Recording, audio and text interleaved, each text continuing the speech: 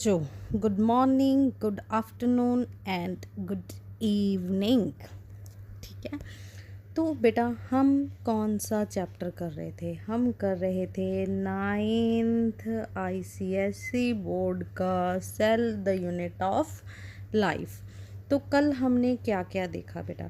कल हमने साइटोप्लाज्म के बारे में पढ़ लिया था।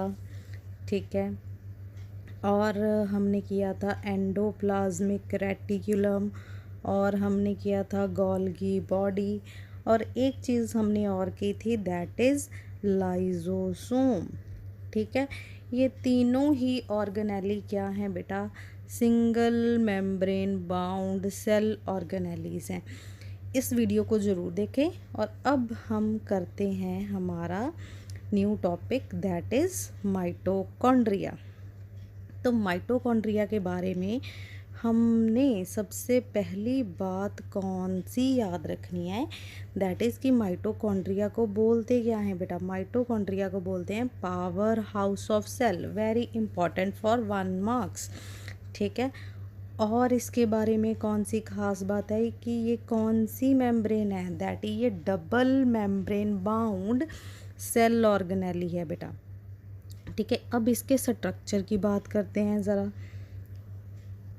इसके स्ट्रक्चर में, इसे इधर कर ले, ये जो मेम्ब्रेन है बेटा, दिस इज़ आउटर मेम्ब्रेन, और ये जो इररेगुलर फोल्ड से शो कर रही है, ये है इनर मेम्ब्रेन। ठीक है, और इसकी जो इनर मेम्ब्रेन है बेटा, वो इररेगुलर है और कुछ फोल्ड शो कर रही है। ठीक है, इन फोल्ड को क्या बोलते हैं बेटा? इन फोल्ड को बोला जाता है क्रिस्टे। ठीक है, तो ये जो फोल्ड है बेटा, ये क्या है हमारे पास? क्रिस्टे। ठीक है, और ये क्रिस्टे क्या करते हैं बेटा? माइटोकॉन्ड्रिया के अंदर सरफेस एरिया को इंक्रीज करते हैं। क्या करते हैं? सरफेस एरिया को इंक्रीज़ किया जाता है। इररेगुलर सरफेस होगा तो क्या होगा? सरफेस एरिया इंक्रीज़ ही होगा। ठीक है, और इसके अंदर क्या होता है बेटा? ये सर्कुलर डीएनए, और क्या होते हैं? राइबोसोम्स होते हैं बेटा। ठीक है, माइटोकॉन्ड्रिया एक ऐसी ऑर्गेनेली है जिसके अंदर अपना जेनेटिक मटेरियल और अपने राइबोसोम्स होते हैं बेटा। ठीक है, तो ये अपनी जेनेटिक इन्फॉर्मेशन और अपनी प्रोटीन खुद ही बनाता है।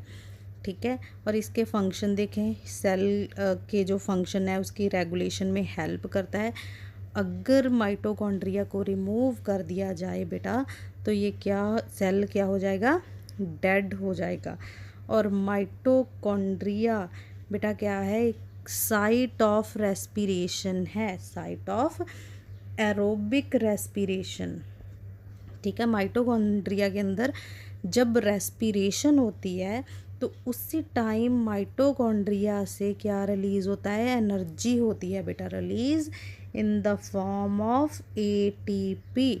ठीक है, तो माइटोकॉन्ड्रिया क्योंकि एनर्जी क्या रिलीज़ करता है? एनर्जी, और एनर्जी को और हम क्या बोल सकते हैं? पावर। ठीक है, दैट इज़ वाई माइटोकॉन्ड्रिया को क्या बोलते हैं? Powerhouse of cell. तो इसी एटीपी की वजह से हमें काम करने की क्षमता मिलती है। ठीक है, अब एटीपी की फुल फॉर्म देख लो बेटा, that is adenosine try phosphate. ठीक है, तो ये है हमारा माइटोकॉन्ड्रिया। स्ट्रक्चर बिल्कुल अच्छे से देखना है। ठीक है, माइटोकॉन्ड्रिया के अंदर जो फ्लूइड होगा उसे मैट्रिक्स बोलते हैं, ये भी याद रखना है। ठीक है, M for mitochondria, M for matrix. Okay, अब हम चलते हैं बेटा नेक्स्ट सेल ऑर्गेनेली की ओर, दैट इज़ प्लास्टिड्स। प्लास्टिड्स को हम क्या बोलते हैं? Colourful bodies. और ये सबसे इम्पॉर्टेंट बात कि ये किस में प्रेजेंट होती है? सिर्फ और सिर्फ प्लांट्स में प्रेजेंट होती है बेटा। तो इसकी टाइप्स होती हैं फर्दर। ठीक है, first one is leucoplast, second is chromoplast, और थर्ड इज़ क्लोरोप्लास्ट। ठीक है, तो ल्यूकोप्लास्ट बेटा, lack colours, L for leucoplast, L for lacking. और ये क्या लैक करती है बेटा? कलर्स को लैक करती है, ठीक है। तो ऐसी ऑर्गेनेली जिसमें कलर नहीं होंगे, अब ये कलर तो प्रोवाइड नहीं करेगी, ये तो एक बात हो गई। तो अब ये करेगी क्या, कलर इम्पार्ट करने की बजाय ये क्या करेगी, स्टोरेज करेगी बेटा, स्टार्च, ऑयल और प्रोटीन्स की, ठीक है। तो ये तो हो गए हमारे ल्यूकोप्लास्ट। जैसे एक एग्जांपल आप देख सकते हैं, पोटैटो के अंदर स्टार्च भर भर के होती है, तो उसमें ल्यूकोप्लास्ट बहुत ज़्यादा होंगे, ठीक है बेटा। तो अब हमारी नेक्स्ट ऑर्गेनेली है क्रोमोप्लास्ट। क्रोमोप्लास्ट में क्या होता है बेटा, कलरफुल पिगमेंट होते हैं, बहुत सारे कलरफुल पिगमेंट्स, जैसे कि येलो, ऑरेंज एंड रेड। और ये कलर प्रोवाइड करते हैं किसको, पेटल्स को और फ्रूट्स को, फ्लावर्स को का जो भी कलर होगा, मतलब पेटल्स का कलर, वो किसकी वजह से आएगा, क्रोमोप्लास्ट की वजह से आएगा, ठीक है। और पिगमेंट बेटा, येलो कलर के पिगमेंट को हम क्या बोलते हैं, ज़ैंथोफिल। और ऑरेंज कलर के पिगमेंट को हम क्या बोलते हैं, कैरोटीन। ओके, ये बात आपको क्लियर हो गई है। अब हम चलते हैं क्लोरोप्लास्ट की ओर, ठीक है। क्लोरोप्लास्ट भी double membrane bound cell organelle है। ग्रीन कलर्ड प्लास्टिड्स को हम क्लोरोप्लास्ट बोलते हैं, और ग्रीन कलर जिस पिगमेंट की वजह से आता है उसको बोलते हैं क्लोरोफिल। इसके बारे में हम डिटेल में पढ़ने वाले हैं। तो एंथोसायनिन बेटा, अब येलो, रेड और ऑरेंज के सिवाय भी और कलर होते हैं, जैसे कि ब्लू, वॉयलेट, पर्पल। तो ये किसकी वजह से आता है बेटा, ये आता है एंथोसायनिन की वजह से। किसकी वजह से, एंथोसायनिन। एंथोसायनिन कहाँ प्रेजेंट होता है बेटा, सेल सैप में प्रेजेंट होता है। वैक्यूल के अंदर जो मटेरियल होता है, फ्लूइड होता है, उसे हम सेल सैप बोलते हैं, और एंथोसायनिन इसके अंदर डिज़ोल्व हुए हुए होते हैं, ठीक है। तो आई होप ल्यूकोप्लास्ट, क्रोमोप्लास्ट आपको अच्छे से हो गया होगा। अब बात करते हैं क्लोरोप्लास्ट की। तो मैंने क्या बोला था कि क्लोरोप्लास्ट क्या है, एक double membrane bound cell organelle है। तो दिस इज़ आउटर मेम्ब्रेन और दिस इज़ इनर मेम्ब्रेन, ठीक है, आउटर और इनर, और बोथ आर स्मूथ। इसकी दोनों मेम्ब्रेन क्या होती हैं, स्मूथ होती हैं बेटा, ठीक है। तो इसके अंदर ऐसे स्ट्रक्चर होते हैं बेटा, राउंडेड क्वाइन लाइक स्ट्रक्चर। एक क्वाइन लाइक स्ट्रक्चर को हम बोलते हैं थाइलाकॉइड, एक क्वाइन लाइक स्ट्रक्चर को बोलते हैं थाइलाकॉइड, ठीक है। और जब काफ़ी सारे थाइलाकॉइड्स, जैसे कि, एक मिनट बेटा, जैसे कि 1, 2 और 3, तीनों इकट्ठे हो गए, तो इसे हम क्या कहते हैं, group of thylakoid is called grana, ठीक है बेटा। एक सर्कल हमारे पास क्या हो गया, thylakoid, group of thylakoid is called grana, ठीक है। अब आपको ये बात भी जाननी है कि थाइलाकॉइड भी एक double membrane bound cell organelle है, जो कि अलग अलग तरह के पिगमेंट को अपने अंदर रखती है, जैसे कि ऑरेंज, येलो एंड ग्रीन बेटा। तो सारे जो कलर हैं बेटा, अब हमने इनके नाम भी देखे थे, येलो को ज़ैंथोफिल बोलते हैं, ऑरेंज को कैरोटीनॉइड, और इसे क्या बोलते हैं, क्लोरोफिल। थाइलाकॉइड के अंदर सबसे ज़्यादा क्या होता है, क्लोरोफिल होता है।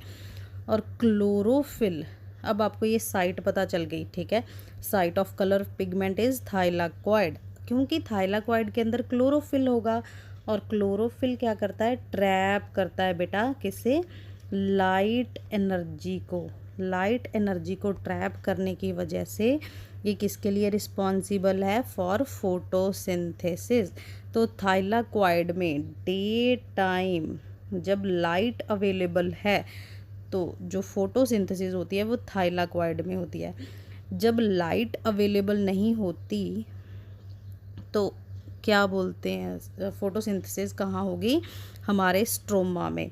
अब ये स्ट्रोमा क्या है बेटा, ये सारा जो fluid inside the chloroplast, fluid क्या बोला अभी मैंने, फ्लूइड जो किस में होता है, क्लोरोप्लास्ट में होगा। जो फ्लूइड क्लोरोप्लास्ट में होगा उसे हम क्या बोलते हैं, स्ट्रोमा। अब देखो एक टर्म आप देखोगे स्ट्रोमा लैमेला, ये एक थैला, ये एक ग्रेना है, ये दूसरा ग्रेना है और ये तीसरा ग्रेना है। ये आपस में इंटरकनेक्टेड होते हैं बेटा with the help of this tube like structure, और इन ट्यूब को हम बोलते हैं स्ट्रोमा लैमेला। ठीक है बेटा। इन सब के अलावा इसके अंदर क्या होगा, सर्कुलर डीएनए और राइबोसोम्स। तो एक तो बेटा हमारा था माइटोकॉन्ड्रिया में, और दूसरा है क्लोरोप्लास्ट में, क्या था, सर्कुलर डीएनए और राइबोसोम। दैट इज़ वाई इन्हें क्या बोला जाता है बेटा, सेमी ऑटोनॉमस बॉडीज़।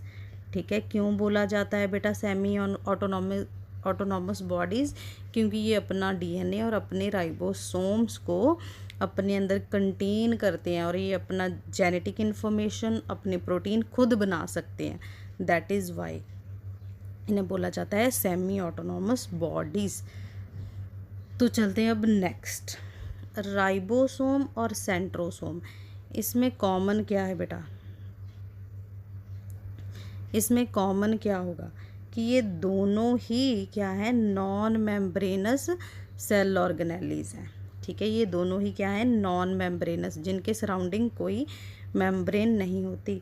राइबोसोम्स के बारे में और क्या बात याद रखनी है कि ये स्मॉलेस्ट सेल ऑर्गेनेली है, सबसे ज़्यादा छोटी। ठीक है, और इसी का फ़ायदा ये उठाते हैं कि ये किसी भी और ऑर्गेनेली में प्रेजेंट इजीली चले जाते हैं। ठीक है, तो राइबोसोम्स बेटा ऐसे हैं जो कि प्रोकैरियोट्स में भी प्रेजेंट होंगे और यूकैरियोट्स में भी, लेकिन सेंट्रोसोम बेटा सिर्फ यूकैरियोट्स में होंगे,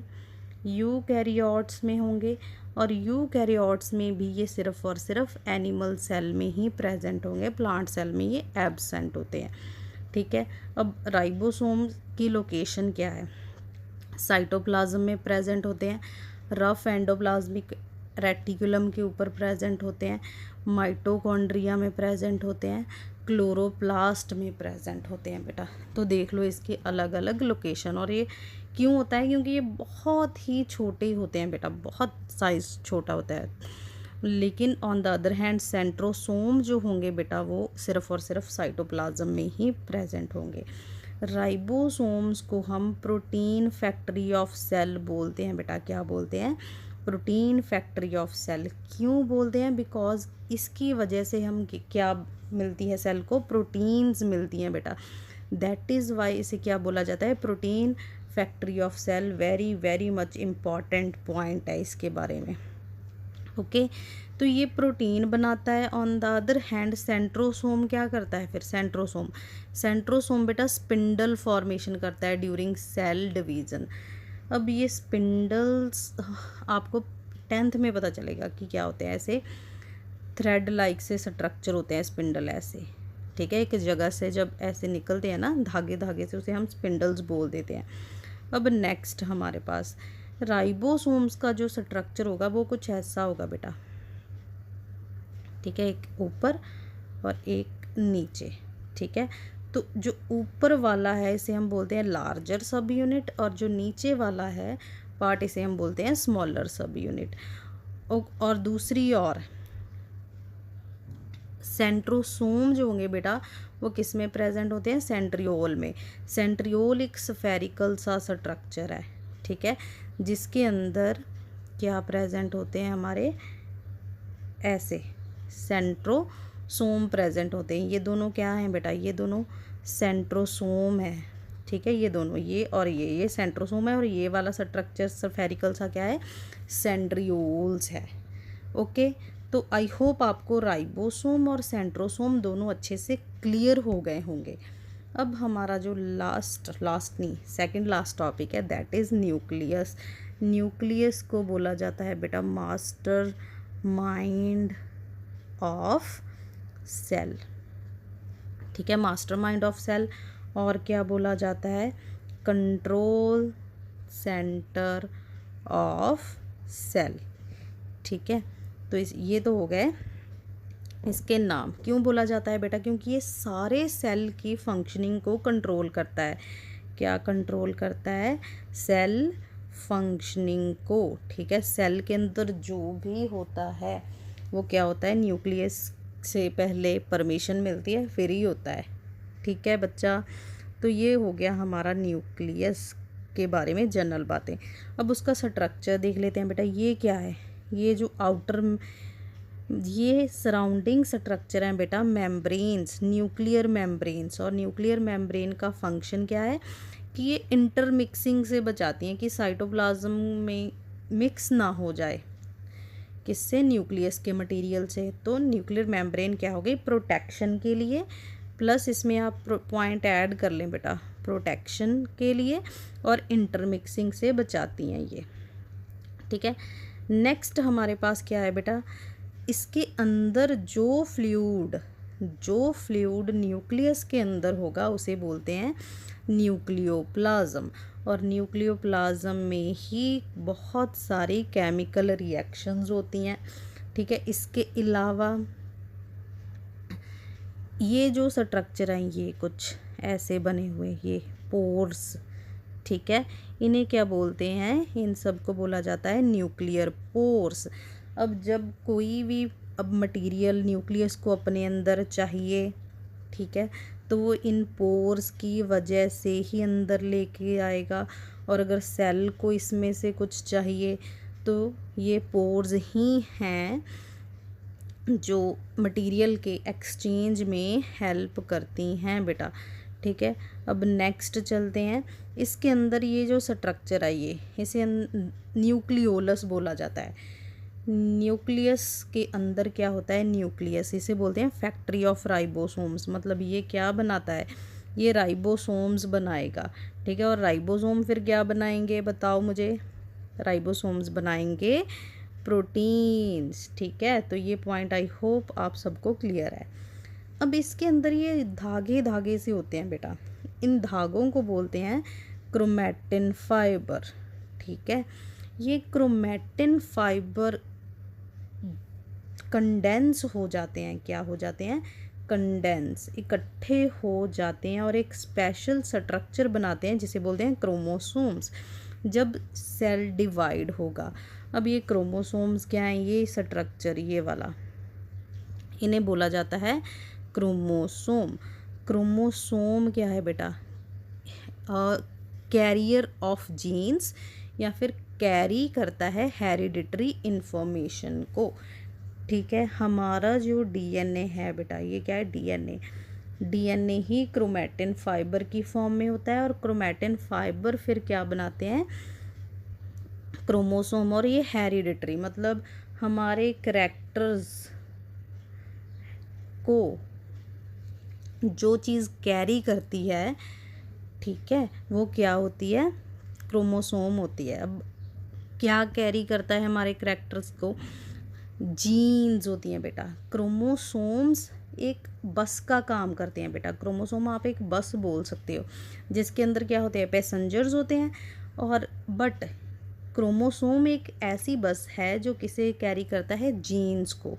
अब ये जीन्स क्या है, यूनिट ऑफ इनहेरिटेंस, कि हमारे अंदर जो जो करैक्टर्स हैं, हमारे अंदर जो जो करैक्टर्स हैं बेटा, ध्यान से समझो, कि हमारी हाइट कैसी होगी, हमारा स्किन कलर कैसा होगा, हेयर कलर, आई कलर, वो सब किसके अंदर स्टोर हैं, वो जीन्स के अंदर स्टोर हैं। ठीक है, और क्रोमोसोम जीन्स को कैरी करते हैं। ये बात याद रखना है कि क्रोमोसोम हमारे करैक्टर्स को कंट्रोल नहीं करते हैं। क्रोमोसोम करैक्टर्स को कंट्रोल नहीं करते हैं, करैक्टर्स को कंट्रोल कौन करता है, जीन्स। ठीक है, अब एक एग्जाम्पल से समझते हैं हम कि 38 क्रोमोसोम नंबर लॉयन में भी होता है, टाइगर में भी होता है और कैट में भी होता है। कितने क्रोमोसोम होते हैं इन तीनों के अंदर, 38। लेकिन ये एक जैसे नहीं हैं, ये एक जैसे बिल्कुल भी नहीं है। क्यों नहीं है? क्योंकि इनमें जो जीन्स हैं वो अलग अलग होती हैं बेटा, ठीक है। इन सब में जीन्स जो हैं वो अलग अलग होती हैं, जो कि करैक्टर डिटर्मिन करती हैं किसी स्पीसीज़ का।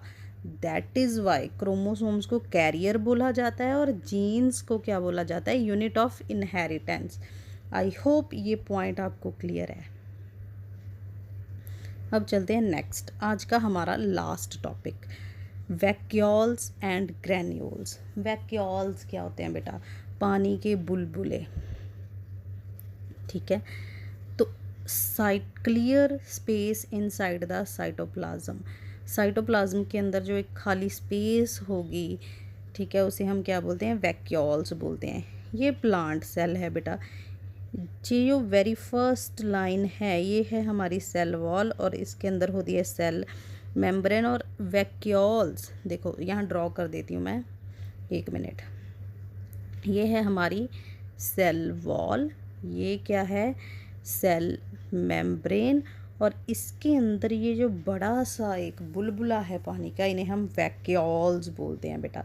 और वैक्यूल के अंदर जो होता है उसे बोलते हैं सेल सैप, अभी मैंने बताया था। और ये क्या करता है? वॉयलेट, पर्पल, ब्लू कलर को अपने अंदर, पिगमेंट्स को अपने अंदर रखता है, जिन्हें क्या बोलते हैं? एंथोसायनिन, ठीक है। तो 90% पार्ट प्लांट सेल में वैक्यूल कैरी करता है। एनिमल सेल में ये बिल्कुल छोटे छोटे होते हैं, स्मॉल इन साइज और नंबर्स ऑल्सो। तो इसका फंक्शन क्या है? मेन तो इसका फंक्शन बेटा प्लांट सेल में ही होता है, storage of water and salt, water और सॉल्ट को अपने अंदर रखता है। टर्जिडिटी, प्लांट सेल को हमेशा फूला फूला रखता है बेटा, ठीक है। स्वेलअप रखता है, स्ट्रेंथ प्रोवाइड करता है। फिर तो ये हो गया हमारा वैक्यूल्स। ग्रेन्यूल्स क्या है बेटा? दाने जैसे स्ट्रक्चर, ठीक है। स्मॉल पार्टिकल, क्रिस्टल्स और ड्रॉपलेट, इन सब की फॉर्म में होते हैं, जैसे दाने होते हैं, ग्रेन्स, ठीक है। साइटोप्लाज्म के अंदर होते हैं। ग्रेन्यूल्स बेटा अगर प्लांट सेल में है तो स्टार्च को स्टोर करेंगे, अगर एनिमल सेल में है तो फैट और ग्लाइकोजन को स्टोर करेंगे।